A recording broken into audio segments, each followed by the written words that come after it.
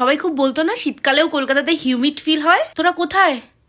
কদিন থেকে স্নান করিস না ভাই? কলকাতায় মানুষ থাকে নাকি? শীতকালে কোনো শীত পড়ে না। ছি ছি, পাহাড়ে যাব শীত অনুভব করতে। কোথায়? এখন আর পাহাড়ে যেতে হবে না, শীতের আমেজ এখন কলকাতাতেই। কলকাতাতে এত ঠান্ডা পড়ার একমাত্র কারণ হচ্ছে যে পার্টিকুলারলি কিছু কিছু পাবলিক আছে যারা এত মোটা মোটা গরম জামা পরে। যখন কলকাতাতে শীতের লেশ মাত্র ছিল না তখনও তারা এত মোটা মোটা জ্যাকেট আর এত মোটা মোটা গরম জামা কাপড় পরে পরে রাস্তায় ঘুরে বেড়াতো। শীত তাদেরকে দেখে আর দূরে থাকতে পারেনি, পুরো জাঁকিয়ে ধরেছে ওই জন্য শীত। আমি নর্থ বেঙ্গলের মানুষ, ওখানে বরফ পড়ে সারাক্ষণ, সারা বছর ওখানে বরফ পড়ছে, তাই জন্য আমি কলকাতায় এসে থাকি একটু গরম অনুভব করার জন্য। এখন এখানেও দেখছি শীতকালে শীত পড়ছে, সেটা তো ঠিক নয় ভাই, এটা তো আমরা নিতে পারছি না। এতদিন শীতকালে আমাদের গরম জামা কাপড় পরতেই হতো না, এখন যত রাজ্যের গরম জামা কাপড় আমাদেরকে পরতে হচ্ছে ভাই।